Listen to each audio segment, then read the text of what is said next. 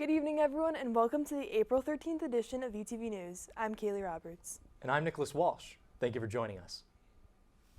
The J. Eugene Smith Library hosted their annual Human Library Experience this past Tuesday for the second year in a row. This movement originally began over in Denmark in 2000 and has since gone global.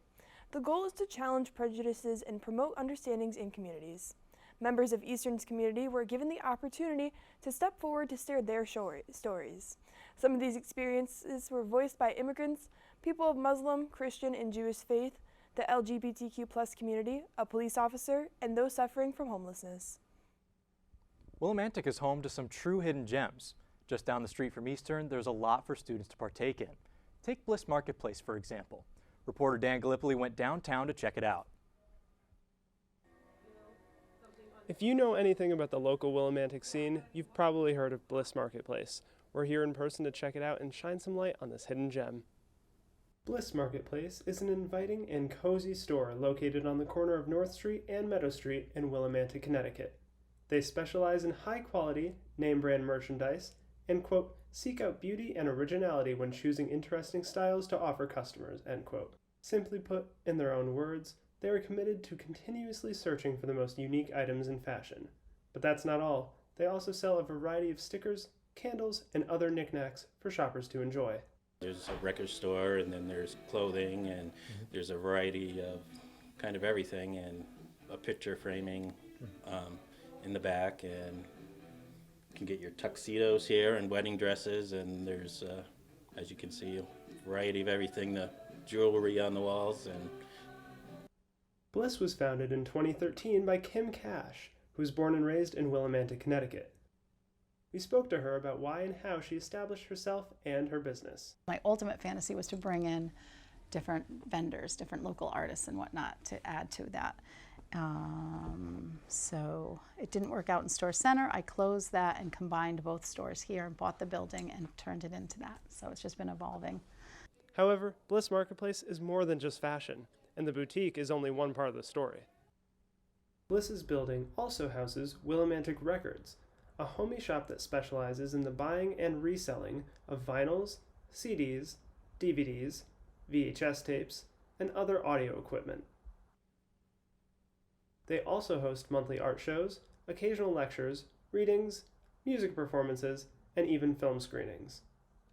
You have pottery, you have plants, you have jewelry, and I do the custom framing.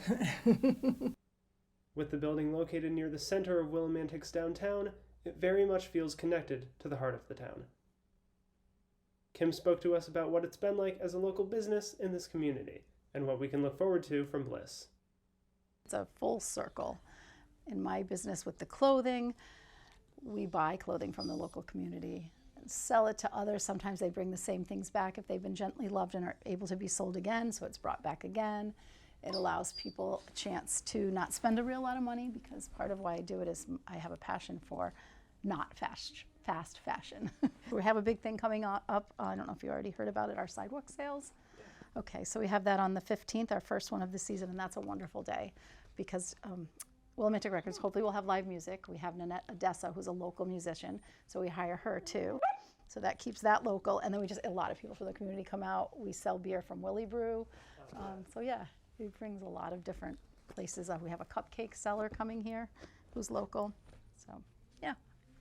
If you are looking to upgrade your fashion, maybe get some new music, or even just explore the local Willimantic community, Bliss Marketplace is open from Tuesdays to Saturdays from 10 a.m. to 6 p.m. or Sundays from 11 a.m. to 3 p.m. For ETV News, I'm Dan Gallipoli with Nicholas Walsh behind the camera reporting. Thanks, Dan. And remember, you can check out Bliss Marketplace just down the road at 34 North Street.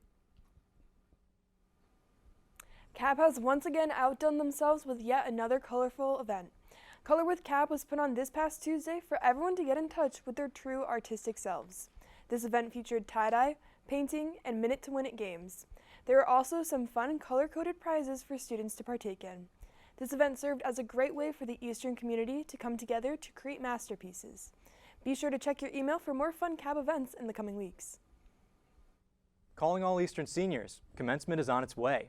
On Friday, March 13th, the ECSU Commencement Committee announced that Dr. Thomas Gibson, the current Chancellor of the University of Wisconsin-Stevens Point and proud Eastern alumni, will be the speaker at Eastern Connecticut State University's 133rd commencement exercises on Tuesday, May 16th at the Excel Center in Hartford. But that's not all. If you're a senior who likes to sing, you can apply to Sing America the Beautiful at both the graduate commencement on May 13th and the undergraduate commencement on May 16th. Applications are due by April 14th and can be found in your Eastern email. Eastern has announced the start of their new summer pre-college program.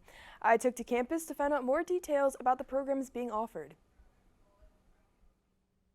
While students at Eastern Connecticut State University are impatiently waiting for the end of the spring semester and summer vacation, some of Eastern's faculty are prepping for an exciting, brand new summer opportunity for high school students. Let's take a look.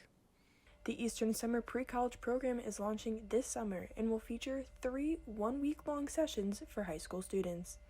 They will come learn on Eastern's beautiful campus and stay in Constitution Hall, getting a chance to have a taste of the college experience. Whether you are interested in arts, humanities, business, or STEM, Eastern has a program for you. Professor Brian Day teases his class for the program.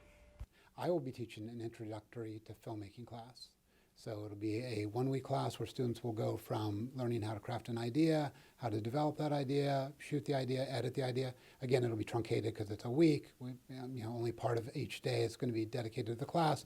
Very hands-on, fun, engaging. Again, just give the students a taste of what it would be like to be in a longer form class and still walk out of it with an end product. The Director of Co-Curricular Academic Programming, Chris Drury, tells us why this opportunity is beneficial to these high school students.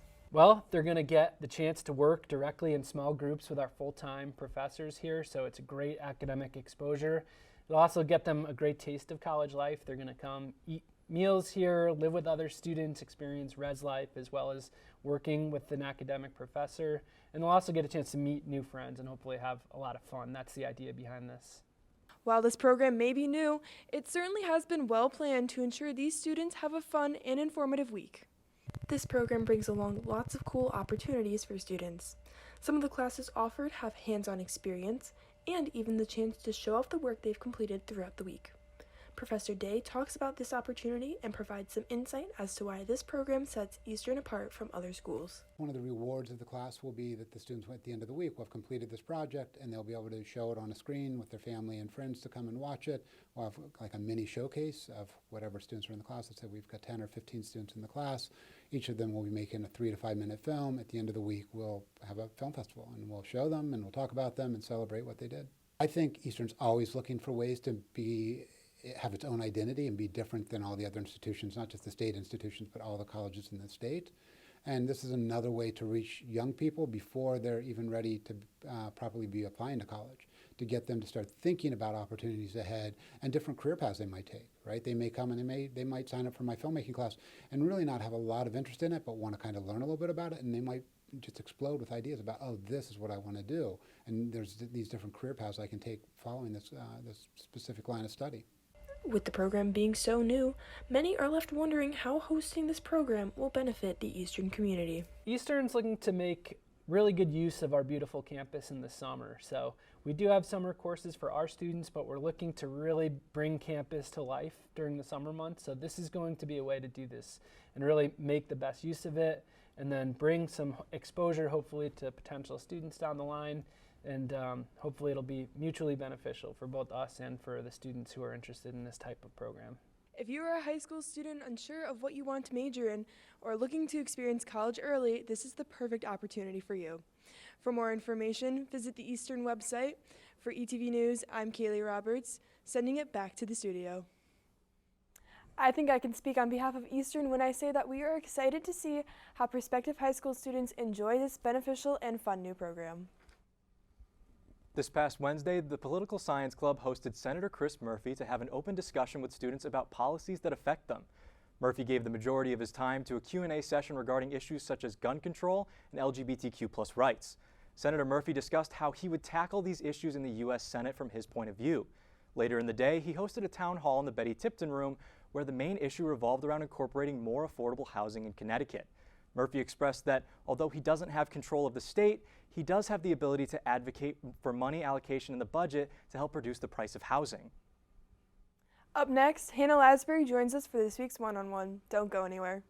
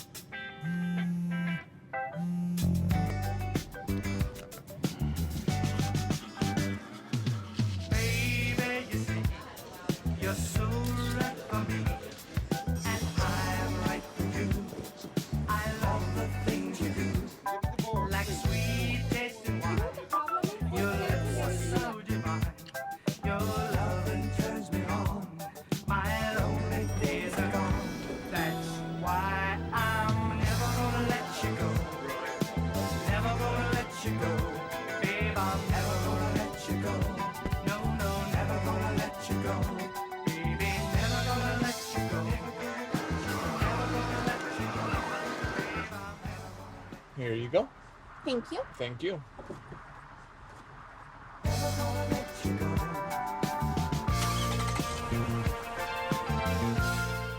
I don't think that many kids in my son's school even do it. Get your head out of the cloud. Talk to your kid about vaping. Visit talkaboutvaping.org.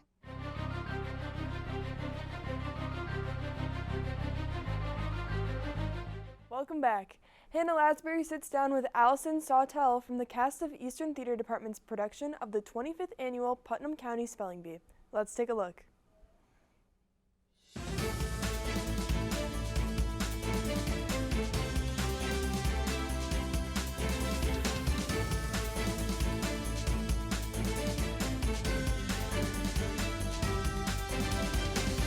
Welcome to The One-on-One.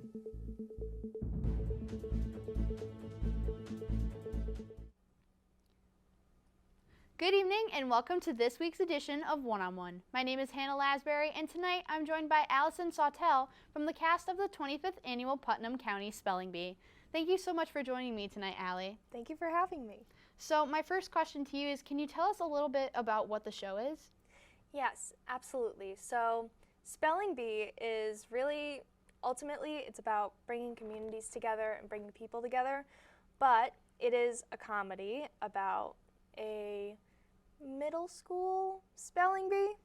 So all of the students, all of the spellers are our age, and they are playing these little kids that are like just going through puberty, just like becoming kind of teenagers.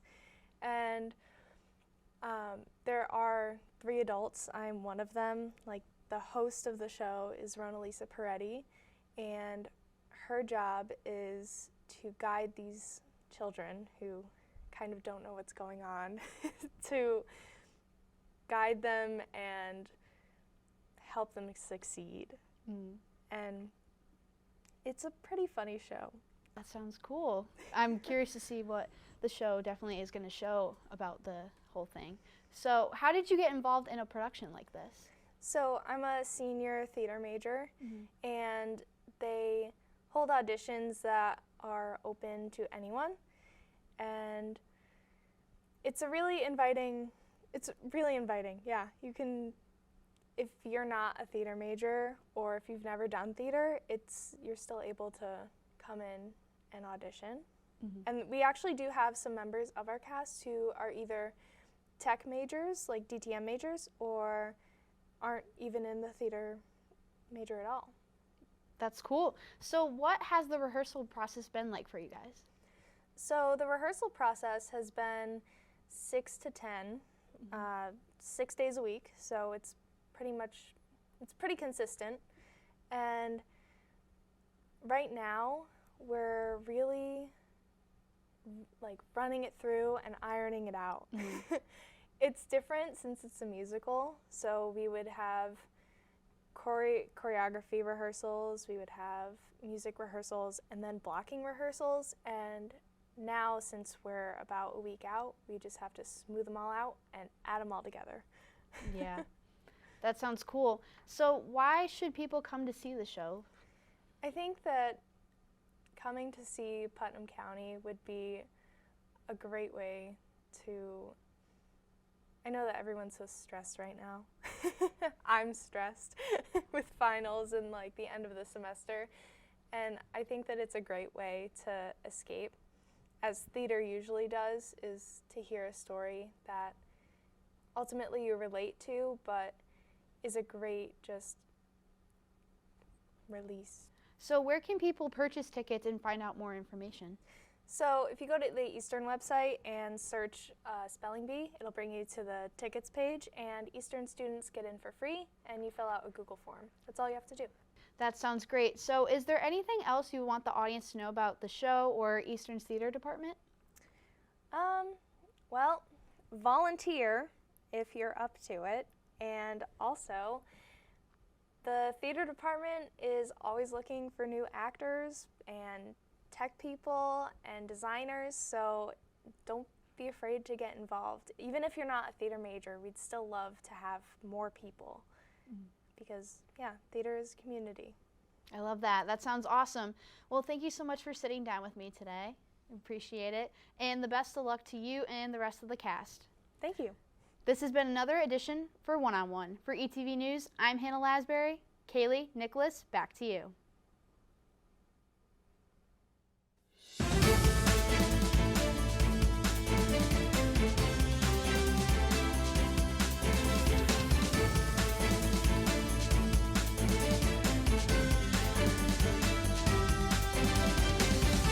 Thank you for tuning in to this week's edition of The One-on-One.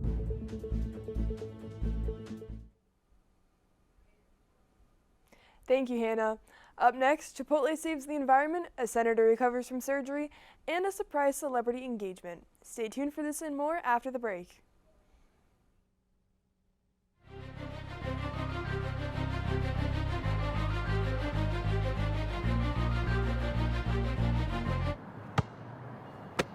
Bring it.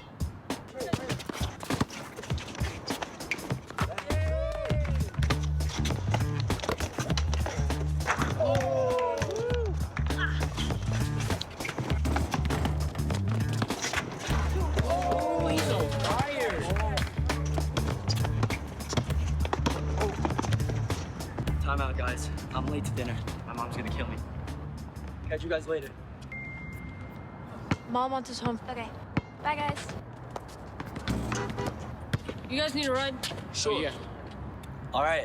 How about some one-on-one? I gotta go eat, man. Sorry, I'll see you later.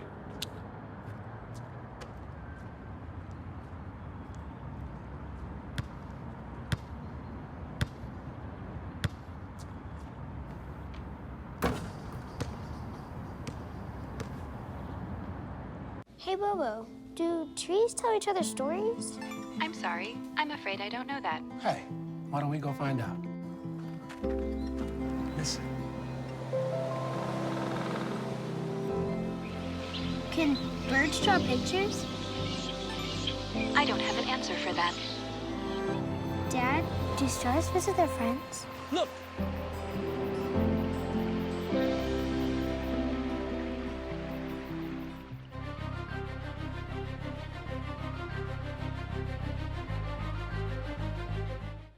Welcome back.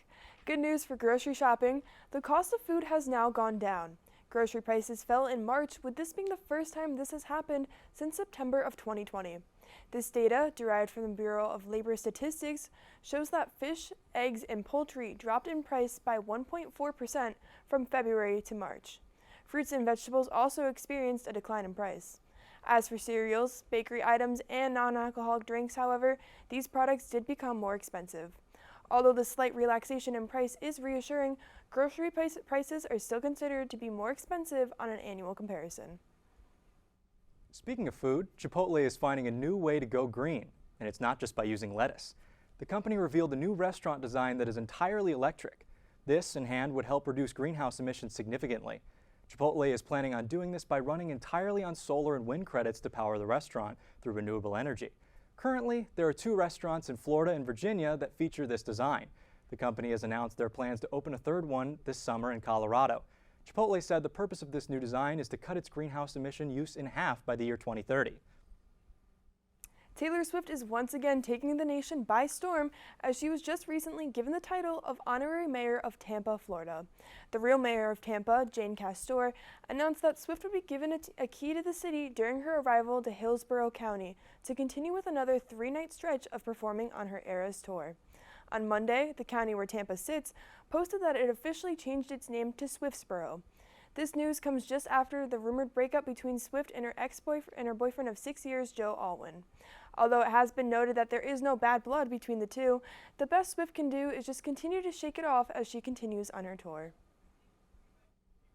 Senator Richard Blumenthal is now in recovery after suffering from a broken femur. The Democratic senator was at the UConn men's basketball parade in Hartford this past Saturday when all of a sudden someone fell on him, thus resulting in the injury. He underwent surgery Sunday night, saying it had been completely successful. He plans to return to the Senate for votes next week. Senator Chris Murphy, who was also in attendance, tweeted that his colleague finished the parade and that it was, quote, the most Dick Blumenthal thing ever. With artificial intelligence on the rise, the government is actively searching for ways to regulate the use of this system in the U.S. As of right now, the Commerce Department is open to any public input and will be accepting this information for the next 2 months. This request comes after several software companies rushed to integrate tools such as ChatGPT into their products. The goal wished to be achieved here is to hold AI tools accountable and to maintain a, quote, legal, effective, ethical, safe, and otherwise trustworthy environment. The Biden administration will continue to address any risks generated by AI. Stranger Things star Millie Bobby Brown announced to the world on Monday night that she is officially engaged to be married. She took to social media to post a picture with current boyfriend turned fiance, Jake Bon Jovi. The now viral image highlighted a rather large ring on her engagement finger. The 19-year-old captioned the post, I've loved you 3 summers now, honey. I want 'em all. While Bon Jovi also shared a similar image online, writing, forever. Bon Jovi is the son of esteemed rock star John Bon Jovi. The two have been together since 2021. Coming up, Fernando Geronimo is in the studio to give us an update on Eastern Athletics. Don't go anywhere.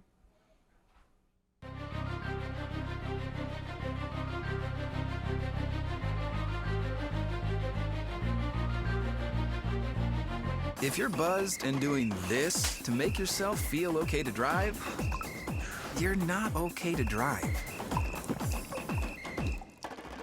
Hi, I'm Smokey Bear, and I made an assistant to help you out, because only you can prevent wildfires. Hey, Assistant Smokey Bear, call me Papa Bear, because I'm grilling up dinner. Do you get it? Yes, good job. So, what should I do with all these coals? Don't just toss them out. Put them in a metal container because those embers can start a wildfire. I understand. The stakes are high. Ha, ha, ha, ha. See, Smokey thinks I'm funny. They call me Maxie, but I prefer tripod. I was your above-average four-legged homie, and then wham-bam minivan. Some people pity me. Now that's lame. I still run, fetch, and swim. And the ladies love me. I'm the ultimate wingman. Just don't ask me to high five.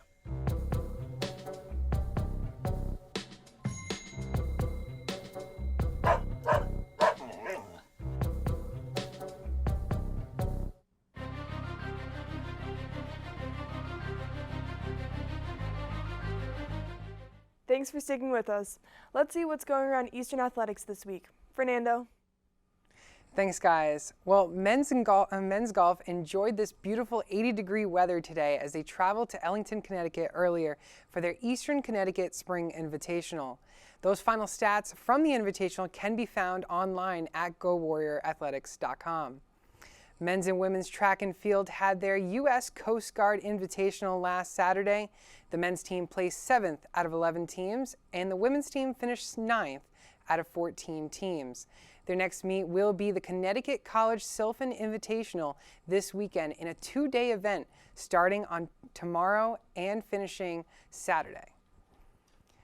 Men's lacrosse hosted the Wolves of Western Connecticut State University on Tuesday, where they had a hard-fought battle the whole way against the Wolves. Warriors would go into halftime down by only 1 as they would look to come back in the second half. Unfortunately, that would not be the case as they come up short 12-10 against WestCon. The Wolves, they improved their record to 9-3 on the season and 3-0 in the conference, as the Warriors dropped their record to 4-8 on the season and 1-3 in the conference standings. Their next game will be on Saturday at 1 p.m. as they travel to Castleton University to take on the 4-8 Spartans. As for women's lacrosse, they are 2-8 on the season and on a 5-game losing streak after their 22-7 loss to the Western New England University Golden Bears on Tuesday. Injuries have been the storyline for these Warriors all year, as now they might be without their top goal scorer, Carolyn Stent, for the season after getting injured her last match. Their last 5 games of the regular season will be Little East Conference matchups, as the Warriors currently sit tied for last place in the conference, sitting at an 0-2 conference record. Softball hosted the Corsairs of UMass Dartmouth on Tuesday, where both games came down to the final inning. Let's take you to the action at Clyde Washburn Field. Conference doubleheader matchup between the UMass Dartmouth Corsairs and the Eastern Connecticut State University Warriors will move to the top of the first inning in Game 1, still scoreless, 1 out, runners at second and third. Raylan Perigo at the plate for the Corsairs. She's going to send this one to right field. Sarah Remillard is going to catch it and fire it to home, but it's not going to be there in time as Leah Major will score for the Corsairs. UMass Dartmouth strikes first and leads 1-0. We'll move to the top of the 5th inning, same score, 2 outs, bases loaded. Jill Walsh at the plate for the Corsairs trying to add some runs, but Carly Stoker is going to strike her out to get out of this jam. UMass Dartmouth would still lead 1-0. And now we'll move to the bottom of the 5th. Same score, 2 outs, runner at third. Emma Morelli at the plate for the Warriors as she's going to hit this one back over to the pitcher that fires it over to first to keep this game a 1-0 lead for UMass Dartmouth. And now we'll move to the bottom of the 7th. Same score, 2 outs, runner at second. Taylor Darby at the plate for the Warriors, trying to bring in the game-tying run. She's going to send this one to right field. It's going to get down. Alyssa Vilches rounding third, and she's going to score. Darby ties this one up for the Warriors 1-1. Next batter, first-year player Maddie Bowen, who will pinch hit for Grace Leone. Here's the 1-0 delivery. She's going to send this one to right field. It's going to get down. Darby coming home. Walsh can't throw it in time. A walk-off single for Bowen as the Warriors will take Game 1 of the doubleheader 2-1. And now we'll move to Game 2 of this doubleheader as UMass Dartmouth will look to bounce back. We go to the top of the 3rd inning, still scoreless, no outs. Emily Wilkinson at the plate for the Corsairs. Warrior pitcher Alyssa Vilches is going to strike her out.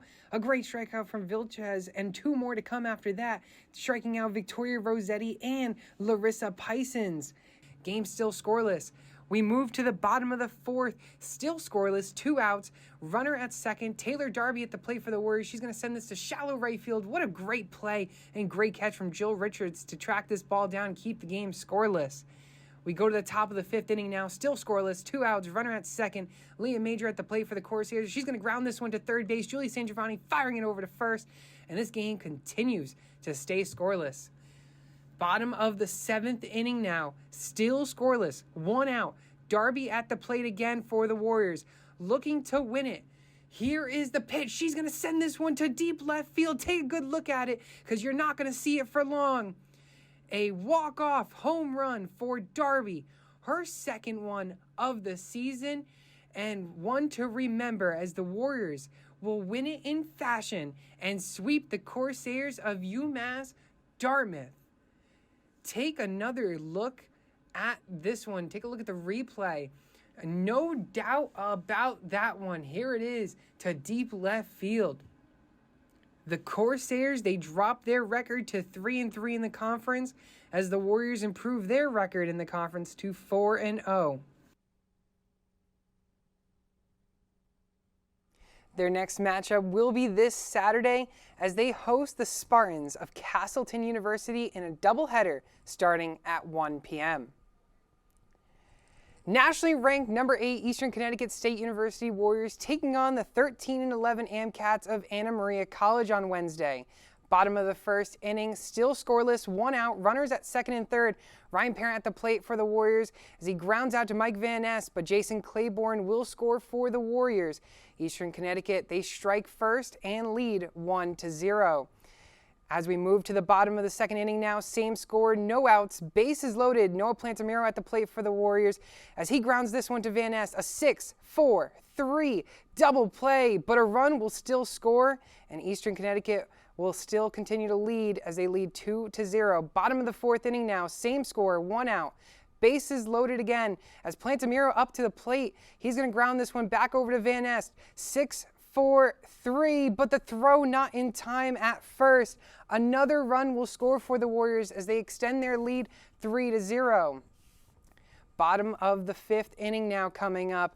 Warriors up 4-0, 1 out, runners at second and third. Josh Cofrancesco at the plate for the Warriors as he's going to hit a line drive to left field. Alejandro Soriano heading home.